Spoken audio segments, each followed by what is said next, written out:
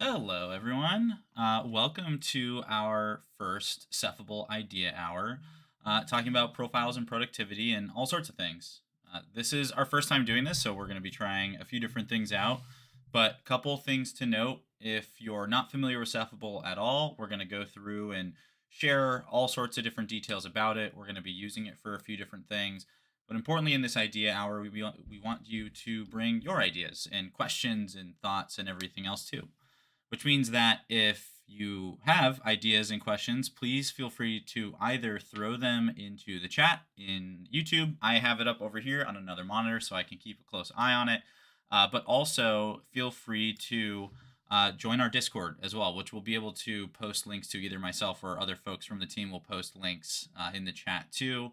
Although I think there might also be one in the description, where I'm also in the Discord lounge voice chat in the Cephable community Discord, which means if you want to be able to speak your questions, you can go ahead and hop in and ask right away. And we can always pivot and change and do all sorts of different things with this time. And even if we go past an hour or a little bit shorter than an hour, doesn't matter. It's our time to sort of explore different ways to use Cephable and make sure that any questions or thoughts you have are ones that are explored. So my plan otherwise today is to give you a quick rundown of the platform, and then we're specifically going to be looking at some different types of like productivity use cases. And so one of my things that I do every day is build out different presentations. So we're going to be looking at building out presentations in PowerPoint using Cephable, but even some more fun things too, like generating new controls, giving presentations using camera-based inputs and stuff like that. But we're also going to be looking at using things like dictation and voice commands in platforms like Adobe Firefly, so we can generate some images that we're going to also then bring into our presentation, and we'll be good to go. Jason, how do I get a sweatshirt? You contact yourself, Jason Fields, and you ask politely for one. But thanks for the questions. Make sure folks that are joining to jump in and ask questions in chat. And if you are here, let us know where you're from. Let us know if you've used Cephable before. And if you have, what are your favorite things to do with the platform? What controls do you use? What do you like about it? What don't you like about it? Okay, I'm going to switch over here to the sort of presentation. I'm going to do a quick sort of overview of Cephable first, so that folks sort of know what it is, and then we'll get into using it a little bit here too. But I got to configure a couple windows here on my other monitor to be able to manage everything a little bit more easily. So if it's going to cooperate with me, here we go. Cool. So Cephable is a AI and software platform that empowers you to control your technology in new ways. You can do things like add virtual buttons that you could tap from a phone or a tablet. You can use adaptive voice controls, which we'll go over in a little bit. You can use camera-based inputs like face expressions, moving your eyebrows up and down, smiling, opening and closing your mouth. You can use head motion like turning, leaning, tilting, stuff like that. You can use a certain types of switch input devices. You can also take your phone or tablet and use like tilting and turning as different inputs as well, which is pretty cool. A whole lot of different ways that you can create these different inputs. But what's, I think, more important is ultimately how you use the platform for the different outputs. What are you actually trying to do with Cephable? Like today, we're going to be using things like Firefly and PowerPoint, but you can use Cephable for a lot of different things. You can use it to play games, you can use it to write code, you can use it to control your music or your movies, anything that you would otherwise be using a keyboard or a mouse or a game controller for. Basically, you can build on top of, automate, or augment with Cephable inputs. We also have a really great set of AI capabilities that allow you to even generate controls for the different apps and games that you want to use by basically just describing how you want it to work. And so we're going to explore a little bit of that today as well. So let me jump over into the actual Cephable app, which I'm realizing now is not even running. So let me get Cephable up, the app of the hour, if you will. So I'm on Windows, but same app exists if you're on Mac as well. You can also get the companion app on iOS and Android. And there's a couple key things to note with how Cephable works. You create different sets of controls that we call control profiles. For example, I have a profile right now that's Idea Hour PowerPoint, and we'll be able to create all sorts of other profiles that we want to. You can switch your profile at any point. Some people build profiles for specific applications that they use. Some people kind of build these mega profiles that have a whole bunch of controls, and other people just have like a profile for a simple like single input that they want to use. Maybe I just need voice controls to click more easily, but I can use other inputs just as as just fine, so I don't need to augment those. That's totally fine too. You can set up a profile that's just one button for click. So once you have your profile, then you can start your different inputs. So I can do things like start my microphone and start my camera. When I start my microphone, it'll start processing my speech all entirely offline. So you're not streaming your audio anywhere. It's not recording your audio anywhere. It's just running your speech recognition offline and personalizing it for yourself offline too. Same deal with the camera. When you do things like face expressions and head movement, that also runs offline. First of all, for your privacy, but also that way you don't have to be connected to the internet to use your computer too. And also, my dog is whining at me, which is just amazing timing. There's also other things you can configure in here. You can manage all your different profiles, which we'll get into in a little bit. But you can also change your different preferences for things like your camera controls and microphone controls here too. Which means if, for example, if I want to go into my camera settings and change the sensitivity of things like my head movement or tilting or turning, I can change these to whatever values I want. I can make it more sensitive, less sensitive. I can change that for turning, tilting, leaning, face expressions, head movement, things like that too. So, for example, if I want to use eyebrow raising and I can't raise my eyebrows very high, but I still want to be able to sort of use it for smaller movements, well, I can increase the sensitivity as far as I want, all the way to these smaller twitch movements. Or if you're someone like me that tends to now be raising his eyebrows all the time when talking, well, then you can actually decrease the sensitivity a little bit so that you're not having it trigger all the time while you're using your camera controls. So these are all the sort of core things that go into editing and managing and personalizing Cephable for yourself. So let's take a look at what we have right now in our Idea Hour PowerPoint set of controls, and also how we can customize it if and when we need to. So I can go ahead and click View Profile here, or I could just click the big title up here for my Idea Hour PowerPoint. And in here, I can see all sorts of different sets of shortcuts. So we'll see for each one of these controls, I have whatever input on the left and whatever the output is that Cephable is going to be doing on my computer on the right side. And basically the middle is the name of it. So I can do things like say paste in order to do Control V on my PC. But I also have all sorts of other things here too, like inserting shapes and pictures and charts and saving and opening a presentation and printing and starting my slideshow and ending my slideshow and things like that as well. But we can always go in here and create new controls from scratch. So let's say that we wanted to do something like adding creating a new PowerPoint, which would be Control N. I can go in here and say I want to do new presentation as the voice command. So whenever I say new presentation, I want it to press some keys and buttons because I want it to be Control N. You can also set up all sorts of more complicated things. You can hold down buttons. You can release them when you say a voice command. You can toggle a button or a key. You can have Cephable type something for you. You could move your mouse. You could have Cephable speak back to you with contextual talkback. You can have it just stop all outputs whenever you say stop and things like that too. So as a quick, simple example, we can do things like select the specific keys. So I can either scroll down to things like my left control because that's what I need to do. So I'm scrolling all the way down with my mouse and then I'm clicking left control. But I can also hit add key and then press or type the key that I want to search for within this list. So because I want to do the letter N, then I can hit the letter N with my keyboard. Or even if I had a voice command or a face expression map to that, I'd be able to do that too. And now I can go ahead and hit finish. And we have this new presentation set up to do Control N.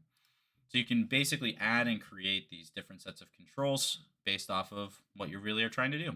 You can copy them, you can tweak them, you can change them, but also you can share them, which means that I can do things like send you this profile by clicking to share this link, copying it, and then even jumping over into chat and pasting it right there. So now if you have your own Cephable account, you can follow that link on any device where you have Cephable, and now you're going to get your own copy of this profile that you can go tweak and edit and change based off of whatever your preferences and needs are. So not something that like you're going to edit it and you're going to see the changes happening on my computer, but then you get your own copy that you can go ahead and personalize and change and do whatever you want with it. Copy it, make new controls, delete all the controls, rename them because maybe you don't want to say copy, you want to say grab that or something like that.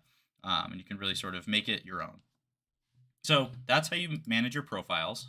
You can also create new profiles.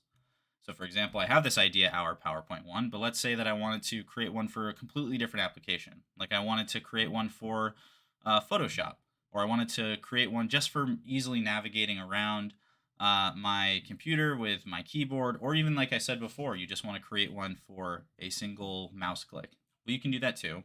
When you go in to add a profile, you'll see a list of pre-built profiles that you can use as templates from different types of games. Like we have one for racing games, first-person shooter games, 3D role-playing games, 2D platformer games, and then also productivity things like writing and editing for Windows, one-click apps and games, calculator, mouse basics, media controls, keyboard navigation, and also just a whole sampling of expression controls here too. So let's say, for example, I am someone who just wants to augment my mouse controls with Cephable. Well, I can use this mouse basics profile and we can see all the stuff that's in here too. So we have stuff like holding click, we have middle click, right click, release, we have double click, all set up as preset controls that I can use. So for example, if I expand on this click control, we have a voice command that says click, or I can say explicitly left click, but it's also defaulting to when I raise my eyebrows to do that click, which is pretty cool. We also have a virtual button that we get to tap too. So we can do any of those different things to be the same as if I was clicking on my mouse. Now we can also do things like hold and release clicks. So this is a pretty cool one, especially for doing things like drag and drop, or if you're playing a game and you need to hold down a click and then release at a certain time. So I can say hold click, or I can say drag or hold mouse, or I can open my mouth or tap hold click. And then that will hold down the left click button until it's released. And then you'll actually notice up here we have a release. How convenient. You have to have the ability to release something if you're going to hold it down. Otherwise, Cephable will yell at you. We can see for the release command, we have voice commands like release, drop, stop, closing your mouth, and tapping release. And that will release the left click. So that means that with just this simple setup, this sort of sample set of controls, I can do all sorts of different things. Like I can open my mouth and then move my head with Cephable's head mouse and then close my mouth in order to drag and drop different windows. Or I could say drag, move my mouse around, and then say drop. Or I could tap a button on my phone and then move my mouse around and then tap another button to release it. So just with this sort of simple hold and release mechanism that's built in with these two different controls. And if you're trying to build that for a new type of profile, maybe without a mouse click, maybe it's like the space bar and you need to, or the down arrow key because you want to be able to scroll up and down in the different applications that you're using, you can use the exact same setup. You can have it where you're holding the down arrow until you say something else or trigger some other input to then release the down arrow or to stop all outputs. But controls can also do multiple things in a sequence. We call these typically macros. So for example, we have a voice command here for double click, and it's actually just doing two things in a row here for tapping the left click twice. So the sort of that I would want to have done, but I can just use a voice command for it. Now let's say that I use double click all the time. I can actually, let me take this and edit this profile.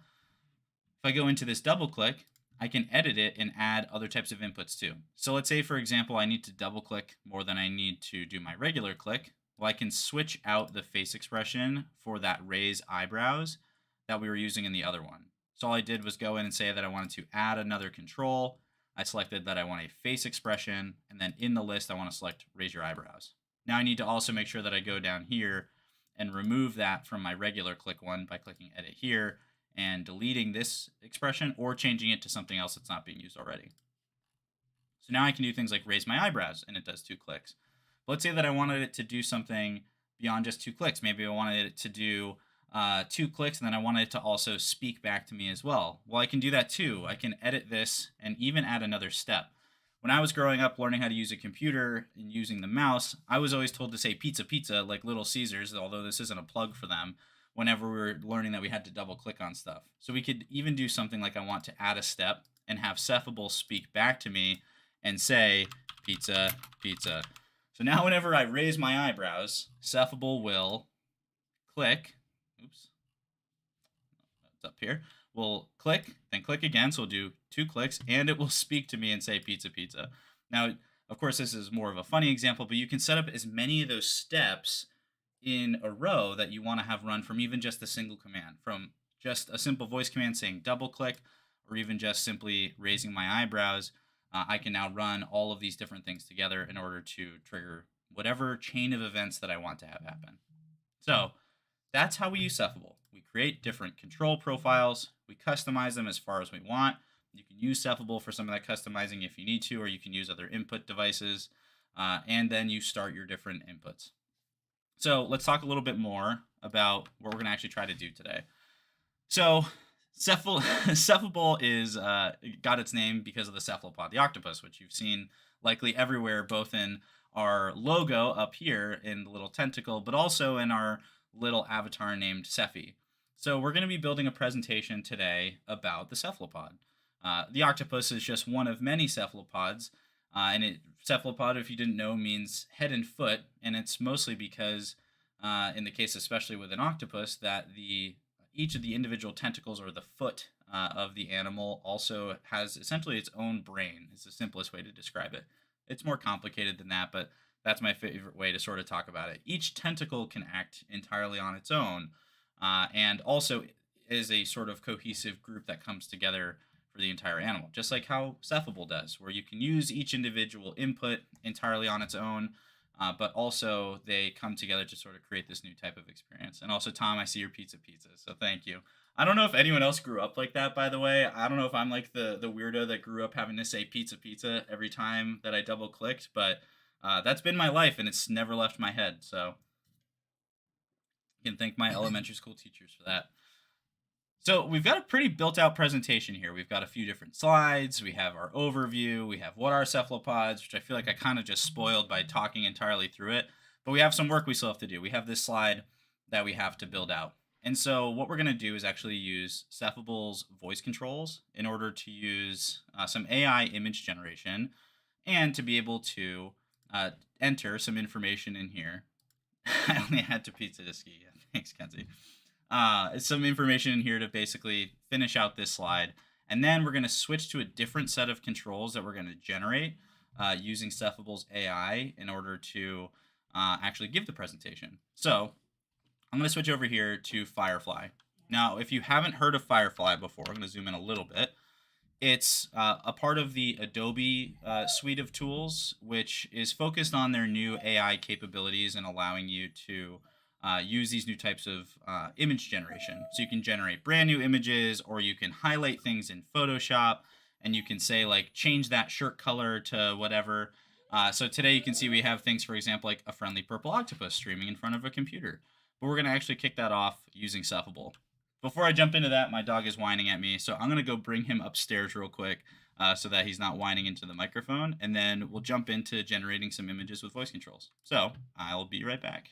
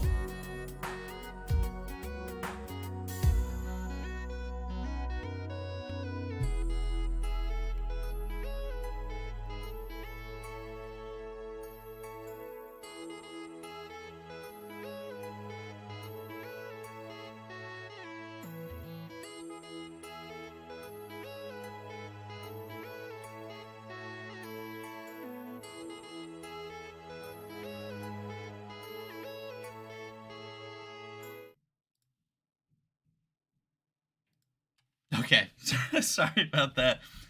That's, the nature of streaming with pets at home. So, okay, we're going to do some AI image generation using Cephable and Adobe Firefly. So the first thing I'm going to do is go back into Cephable, and I'm going to start my microphone. So this is going to pop open the Cephable voice controls down here. So you'll see that start to process my speech as we go. I can pause it, whenever I'm talking here so that you're not seeing it run all the time. But we also can hit this button to start our dictation mode, or we can even just dictate sort of in the moment. So I can do things like use just my mouse, but then use my voice basically for everything on the keyboard that I would otherwise be doing. So let's go ahead and try this out.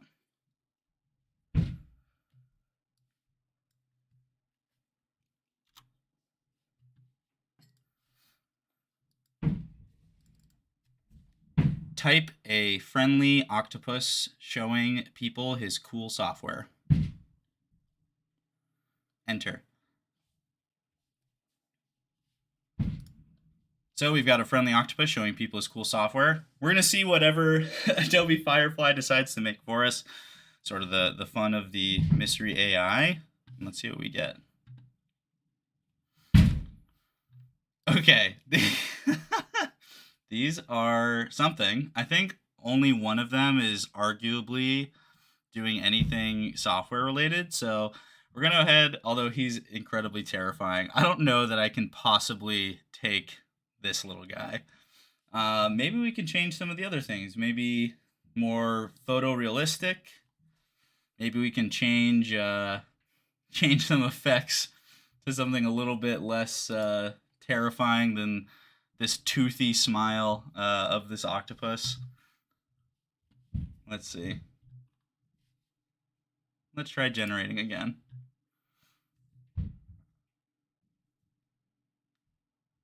Also Cordelia, yeah. Trying to generate an image to get him more treats. All right. Now, first things first, I don't know how these first two are at all a friendly octopus, but we're getting somewhere. And I kind of like this little guy because he looks a little bit more photorealistic on the right. So what I can do is select this more options, copy image, and then I'm going to resume voice controls, go back into PowerPoint, and then paste them into one of those image slots.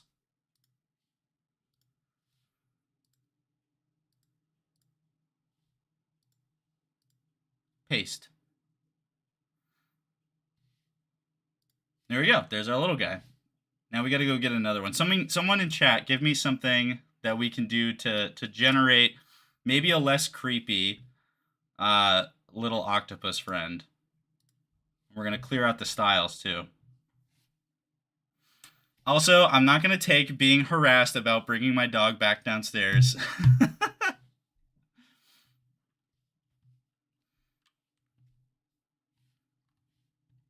Let's see, what do we want to generate? It does have to be a cephalopod at the very least. Doesn't have to be an octopus. Some kind of cephalopod to generate. An octopus giving a dog a treat. Okay. Type an octopus giving a dog a treat. Enter.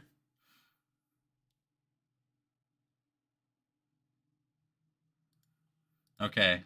Let's see what we get. I feel like we got to try out some more of these effects. I got to do more. Oh, look at this. Well, now we got to kind of make him look like my dog.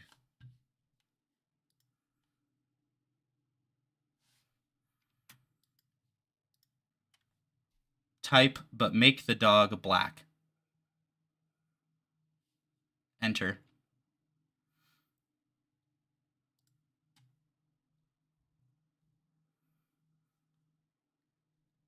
Those are so far much better images than when oh my gosh. This little guy kind of looks like him too, but the octopus looks terrifying. I feel like this is close, but also just horrific. But he does look a lot like my dog Ryder, so he is gonna come. He's gonna make his way to the presentation. Paste. Paste. Oh, that already did. Oh no. Undo. There we go. We got our little octopus with the dog treat. All right, we need more cephalopods. I'm gonna, while I'm waiting for you all to pick something else to prompt to generate these images, we're gonna go pick a different style over here. I'm thinking synthwave, chaotic, as if it's not already a little chaotic, futuristic. with vibrant colors, surreal lighting. But I need something else. What kind of octopus or cephalopod do we want to generate next?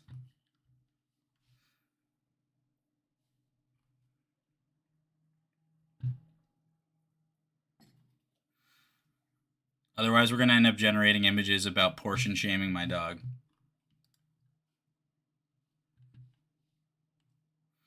Octopus parachuting out of an airplane. All right. Type an octopus parachuting out of an airplane. Enter. A cephalopod eating a burrito. That's going to be our fourth one for sure.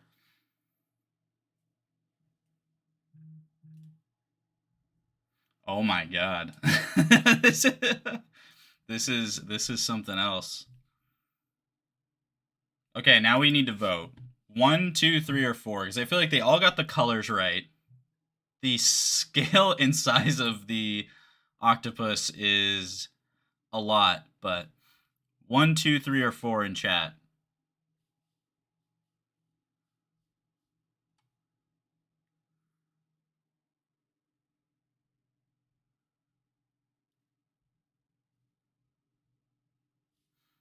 I'll zoom these in to make them a little bit bigger too.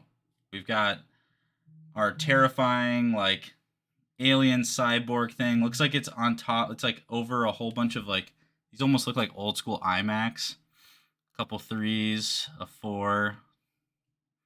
More 3s and 4s. Okay, let's go take a look over here. This one looks intense. I do like this one a lot. I'm curious what it seems to be flying over. Okay, and then we've got basically disco ball cyborg Cephy. You can't really, it's like arguably an octopus.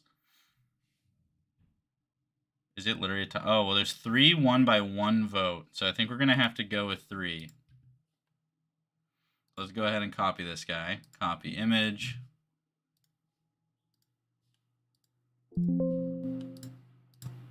Paste.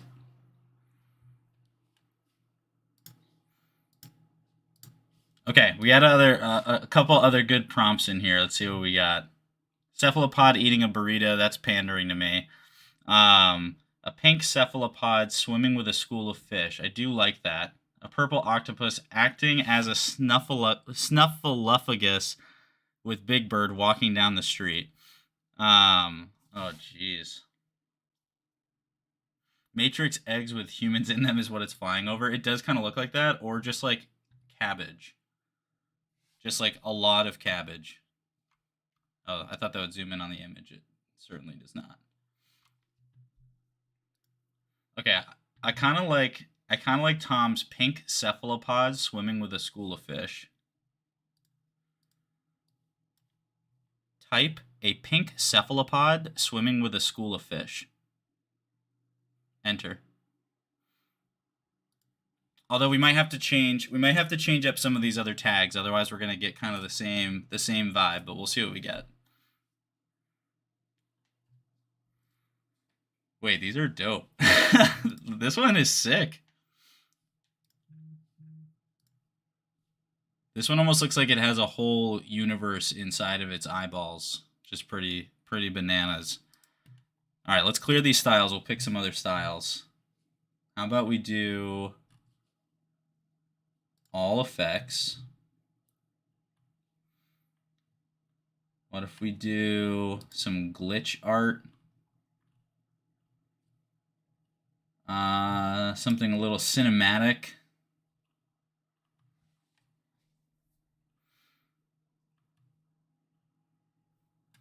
And Tom, just for you, I'm going to download this one before we lose it, because he's a pretty stellar one.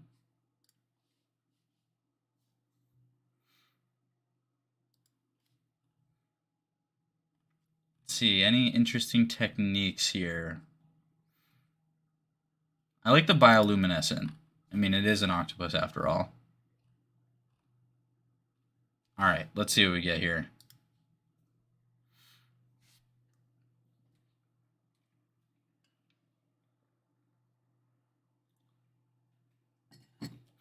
We got bioluminescent cinematic glitch art, pink cephalopod.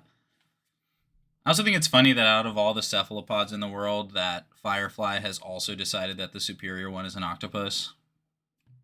Okay, I need some votes though. 1, 2, 3, or 4, because these are all pretty similar, and I like each of them. Which one is making its way into our presentation?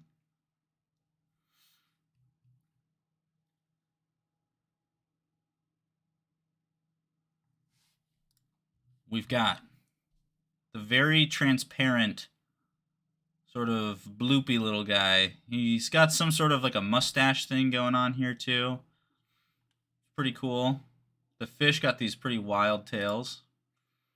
Number 2, this is I call this one Goggles McGee. That's I think the name I'm gonna give him. He's got some pretty cool fish. Also, this sort of internalized reflection is pretty interesting.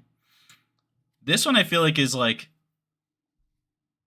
I don't know what this little extra swirl of octopus is here, but also almost looks like it has a seahorse growing out of its tentacle. And then this guy just looks like he dominates the coral reef.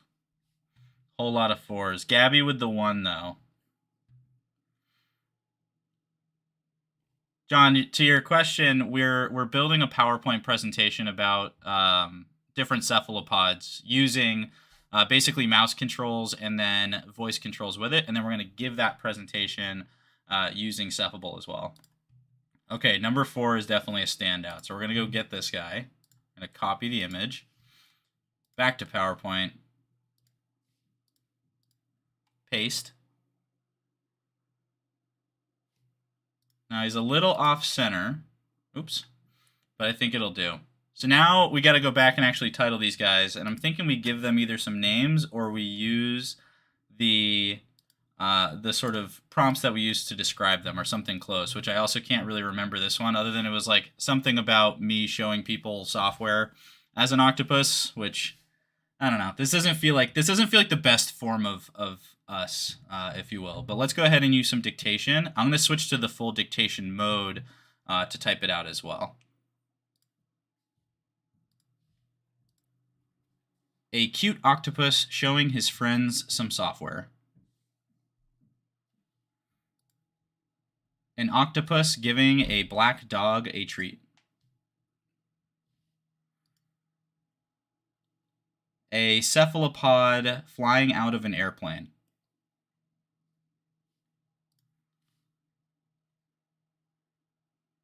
A pink cephalopod swimming with a school of fish.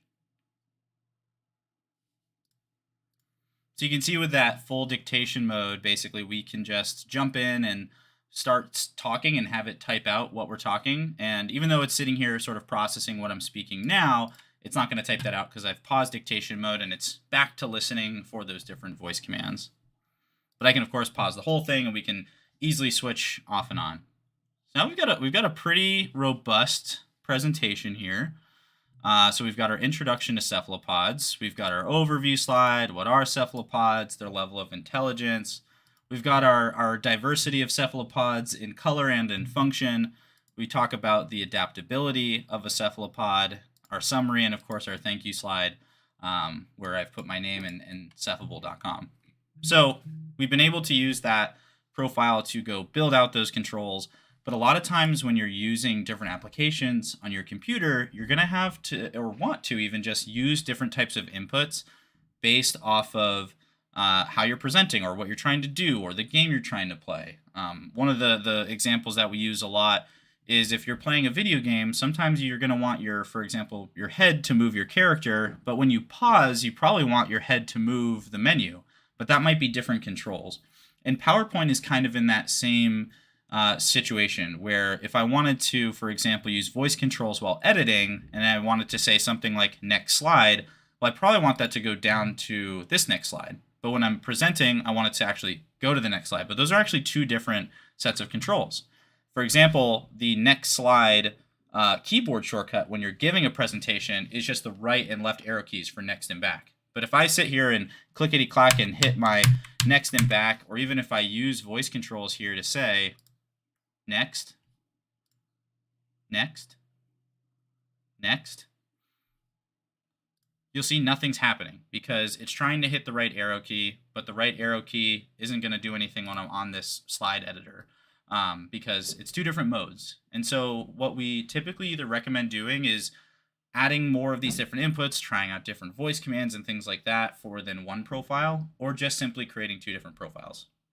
So what we're going to do now is I'm going to go generate a brand new set of controls for giving a presentation that I want to use differently. So I'm going to add a new profile, and instead of building it from scratch where I could go in here and add them all manually, or going in and taking a copy of my existing one, all are totally fine to do. I'm actually going to use Cephable's AI capabilities to generate a profile for me. And so in order to do this, I can give the name of the application that I want to control.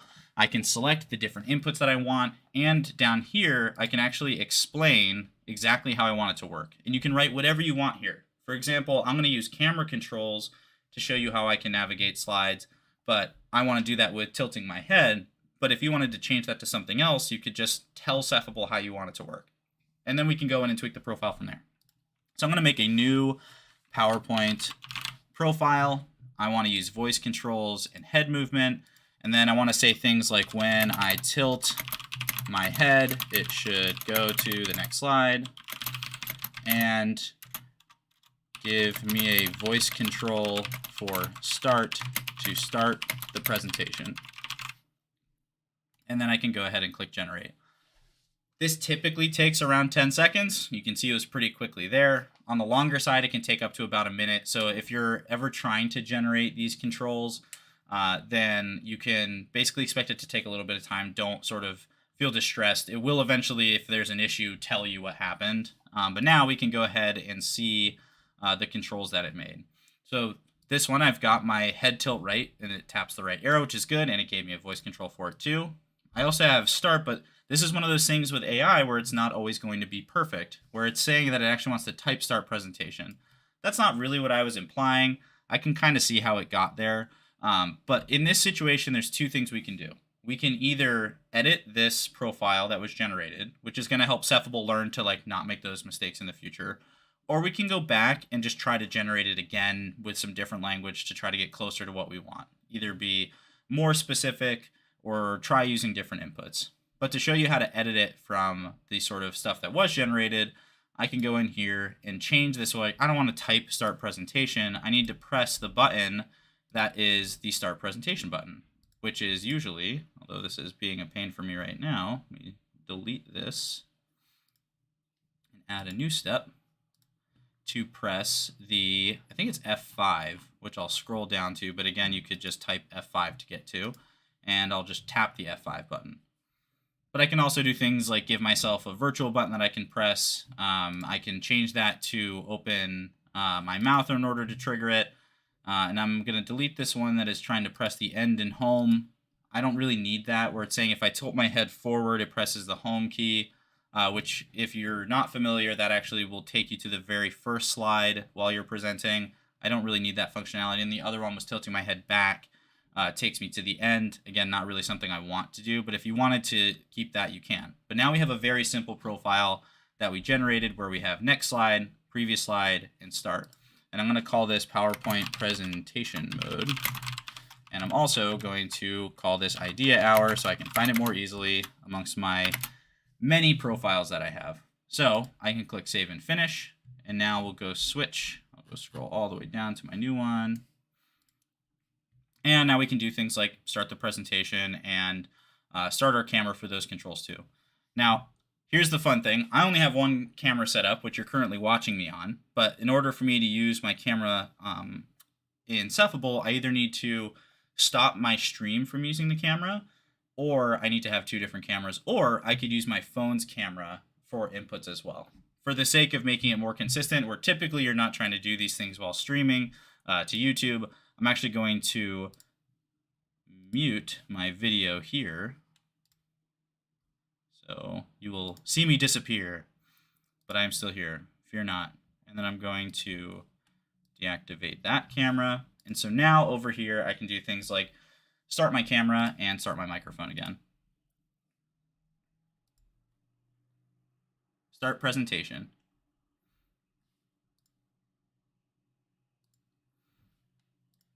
So pausing my voice controls because I don't really need it anymore, and I'm going to show you actually with my head controls. But you can see my head and face that's tracking is running right here with my funny lines, hello.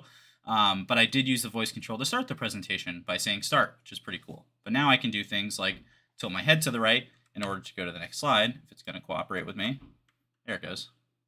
And we can give our presentation. So we can talk about the cephalopod being a class of marine invertebrates known for their remarkable intelligence, diverse forms, and exceptional abilities, such as squids, octopus, or octopi, or octopuses, depending on your preference. All three are technically valid plurals: the cuttlefish and the nautilus. We can also look at how intelligent cephalopods are.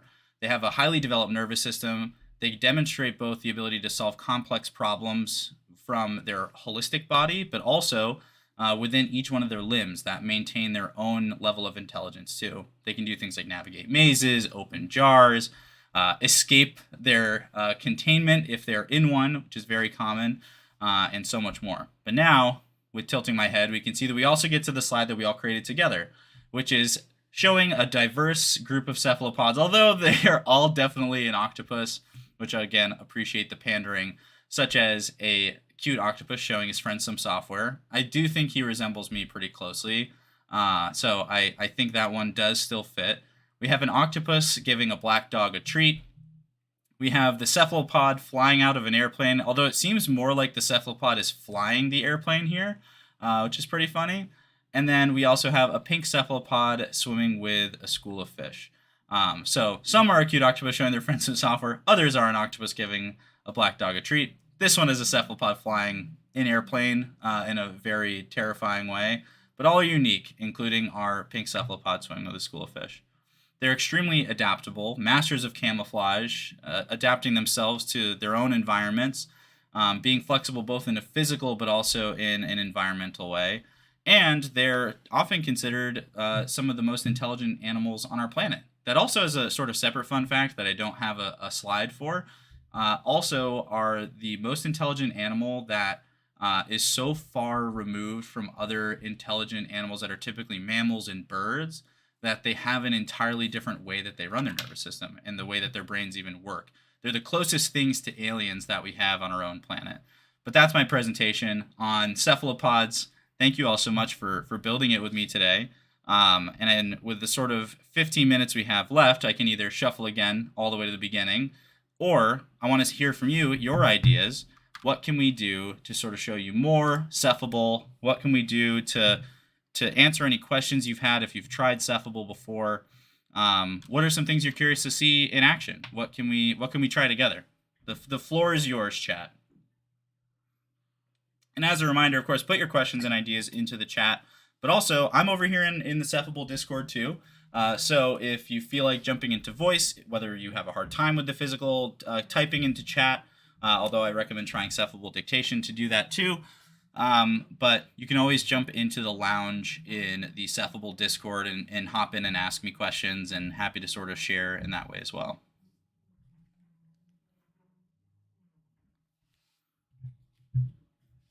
Also, John Lee, I hope that answered your question on what these hilarious images we're generating are used for. We also can always go back into Firefly and try to generate other images. So if people just want to see other just ridiculous things that we could generate with Firefly, we can come back over here and generate some of those too. And if I see just weird stuff in chat, that's exactly what I'm going to do, is just throw that directly into Firefly and see what comes out of it.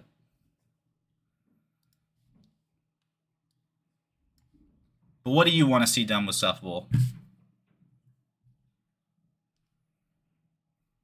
That will only take like 14 minutes.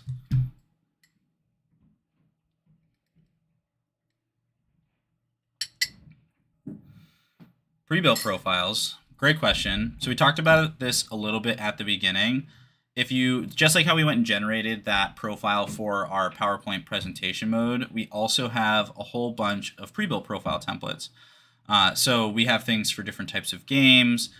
For example, like if you wanted to play a racing game like Forza or F1 on your PC or something like that, or even some like iRacing sims, you can go in and take something like this existing racing game, which has like downshifting, clutch, like auto drive, handbrake stops, turning left and right out of the box. You can basically use those as they are. So they come pre-built with voice controls and head movement and virtual buttons. Now, this is generally the case with like all of our pre-built profile templates. But we're also constantly adding more. So as you're building out controls for Cephable, if you're like, oh, I wish there was a template for this thing, let us know. Jump into the Discord and share it in the ideas section, or you can always go and suggest features, which I'll scroll past all my sample devices, into this suggest a feature link in the feedback section. Gabby asked, are you able to use Cephable for one task and type, or use mouse controls for something else at the same time? Yeah, so you can, the way that Cephable works for the PC and the Mac app anyway, is it's doing keyboard and mouse things, and it's automating on top of that, which means that anything you were otherwise using a keyboard and mouse for, you can augment with Cephable. Some of the most common ways that we see people using it is they're using some type of pointer device like a mouse or a joystick or like a Kensington ball or something like that, and then they're using another Cephable input alongside that, like Cephable camera and voice controls or virtual buttons.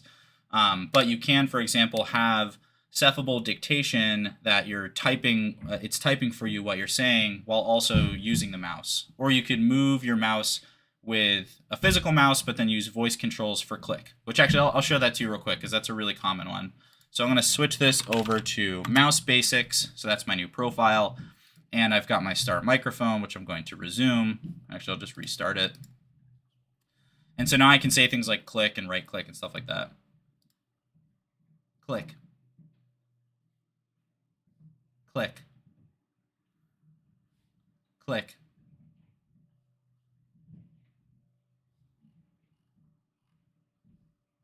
Click. Click. Click. So just pausing my voice controls now. That's like a sort of example of like I'm using my mouse for one thing, but then I'm using Cephable to augment some of it. Unless you meant like, can I have Cephable just go do something entirely separate while I'm also just doing something else, like using it as a multitasker? You'd have to do that on two different machines. So right now it operates in whatever the current like focused application is, just like your regular keyboard and mouse does too. But back to our pre-built profiles. Tons of great ones. The gaming ones tend to have like more complex stuff in them because like movement is one of those things that's a little bit more challenging. So for example, in like the first person shooter game profile, we have like aim and shoot, crouch, and all that stuff. And you can see there's a number of controls here. Again, I'll zoom in and make it a little bit bigger. But because things like I want to tilt my head forward to automatically run, but then stop running when I center my head, like these are things where there's technically like two different controls, but they are really kind of acting on the same thing. So whereas if we go look at some of the pre-built profiles like writing and editing, these are much more straightforward because they're basically like shortcuts for keyboard things. Are there suggested templates depending on specific use cases? An example could be someone breaking their left arm. So the way that the templates are built are such that you can basically pick and choose the inputs that you want to use. So someone breaking an arm or having an arm injury is a really common situation where we see Cephable adding value. That being said, you don't have to use every single control that's in one of these templates. For example, if I break my left arm, so I have it up here, I'm thinking about what do I need to augment with to replace my keyboard shortcuts. If I'm doing something like, in Microsoft Word with this writing and editing profile, well, this has enough in there to augment those things because I can use dictation to type for me, but I can still use my mouse. And I can also use my voice control shortcuts for selecting, saving, copying, pasting, all those things that I'm otherwise typically doing. I'm now just using those with either voice commands, or if I, for example, can still use another part of my body to touch, then I can also have a phone or tablet set up to tap that too. When you're generating profiles, you can tell the AI over here in this profile wizard, like in this open-ended section, you can do things like describe, like, I can't use my left arm. I just broke my left arm. So like, give me voice controls for all the left hand things. And it'll usually do a pretty good job of setting you up for success with that too. Who is your primary target audience from Charlie? Great question. For the most part, we're focused on supporting people with upper mobility impairments and other forms of disabilities that impact the way they use typical input devices. So your keyboard, your mouse, your video game controller, your touchscreens, by giving them the ability to augment that with new types of inputs. Now, that being said, anyone can use Cephable because it can always add more value and productivity. For example, I write a lot of code, and I can't remember every single keyboard shortcut for all the many complex things I can do, but Cephable's AI is aware of them, and I can generate those controls for me. So now I can have both hands on a keyboard plus voice controls, and that works well for me. But for our primary sort of focus, it's on our users and gamers and adults and people trying to work that all have a disability impacting the way that they otherwise are using a computer. And we're trying to level the playing field in the way that we all interact with digital technology with these new types of controls too. But great question. Jason, an octopus going through in and out drive-through. I will generate you that image. Hold on. Type an octopus going through the in and out drive-through. Although you're going to get it glitch art cinematic bioluminescent again, but we can change that up as well. Keep the questions coming in chat, though. What else are you curious about with Cephable? What do you want to see done? What do you want me to try and sort of show you how we would build those things out? Or what types of profiles would you want to see created with Cephable's AI? Also, sorry, Jason, this is like the most horrifying thing I've ever seen, so I'm going to clear out these styles and go with maybe something a little more fun. We can do like layered paper and beautiful.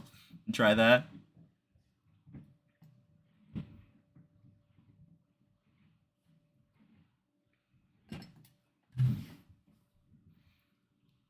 There we go. This one, you know, it arguably looks like he's going through a drive-through. He's like next to a drive-through for In-N-Out Burger. Maybe we can be more specific. Type burger.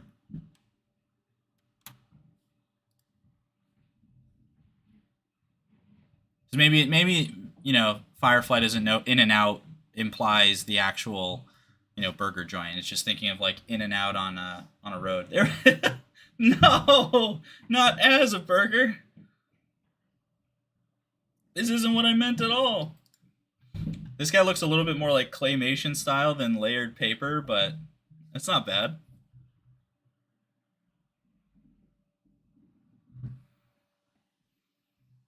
Awesome.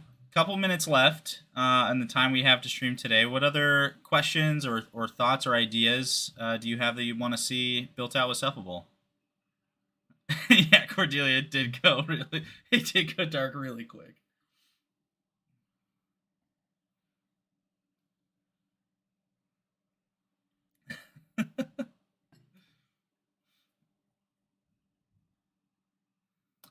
Charlie, your question of when you were pasting into the presentation, how did you indicate where on the screen you wanted the paste to occur? This slide we had an existing format, so these were all image placeholders. So I was just moving my mouse and clicking. So I just clicked and then pasted.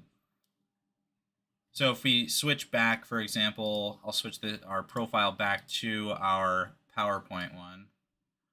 Idea Hour PowerPoint. And we've got our microphone running still, so we're good to go. Like if I go in here, delete. So you can see there's a placeholder here that says click to add a picture. That's just using one of the pre-built things. So if I click it and then paste the image, it just pastes it into that spot. But that's why some of them are a little cut off too. But if I also then wanted to, for example, put our little Patrick Star and the Krusty Krab image here, I'm using the more options to copy image because Firefly doesn't have a keyboard shortcut for me to do it with voice controls. But now with this copied, I can either click back in here, or if I wanted to like paste it on the page and resize it, I can do that too. Paste. Paste. Paste. So because I was outside of that click area, now I've got this full image here that I can move around with my mouse and resize, or we can set up more keyboard shortcuts for it too. But this is also basically just using that that pre-built area here. Do you have a feature to use your head movement to control your mouse? Yes, we do. Absolutely. There's a currently it's experimental, so there's definitely some bugs with it. But if you go to your camera settings, it's outside of profiles. But if you go to your camera settings and scroll all the way down, there is this head movement for mouse controls, which allows you to. I also just realized my camera's not running, so you're not even seeing me do stuff. With this switch turned on, I'll actually just, let me go back and turn on camera controls because it's easier to literally do this than it is to go into my OBS setup and set it. So, hello, me again. Back in our camera settings, all the way down at the bottom, this switch that is use head controls for mouse movement. If you turn this on, you'll get another set of things you can change down here, and you can choose your head control type. So with it turned on, the default is head tilting, which means that if I tilt my head to the right, the mouse goes to the right, up, down, left, right. But I can switch it to turning, so that's turning my head versus tilting it. So turning my head right and left will move it around, and then there's leaning too. So that's sort of more like my whole body, or at least like the frame of my head shifting around regardless of which way I'm looking. So a couple things to note with this. It doesn't currently, just like limitations right now, though these are certainly going to change as we continue to improve it.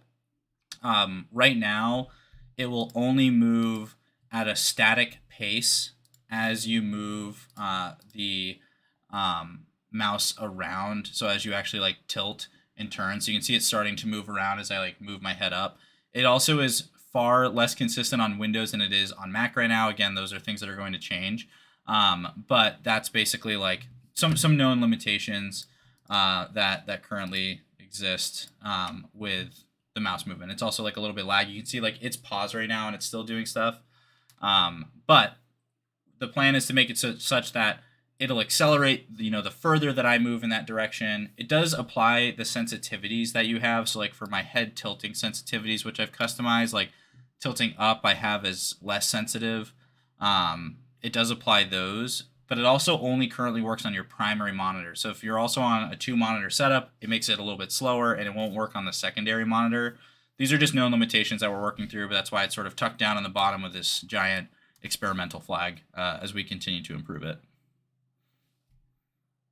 But for Mac users on a laptop, it's actually pretty good.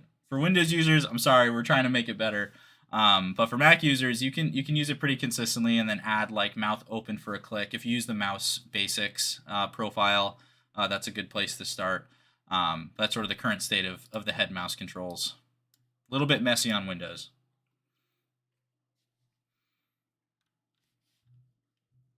Awesome. Well, this is getting to the end of our first idea hour. Thank you all so much for joining us, for exploring some different ways to use Cephable, how to create and manage your control profiles, how to use voice controls and dictation and camera controls, trying out things with Adobe Firefly, generating some images together, putting them in our PowerPoint presentation, and then giving it that presentation using just tilting our head. Ton of fun stuff. We're going to continue to do these idea hours more consistently, so stay tuned for the next ones. We'll be doing all sorts of things from playing games and setting up profiles to stuff for developers that want to implement even further on top of the platform, to other forms of productivity and everything in between too. So make sure you join the Cephable community on Discord or on Facebook and share your ideas of the other things you want to see us do. And thank you all for participating in chat and sharing your ideas there as well. I will see you next time. Thank you.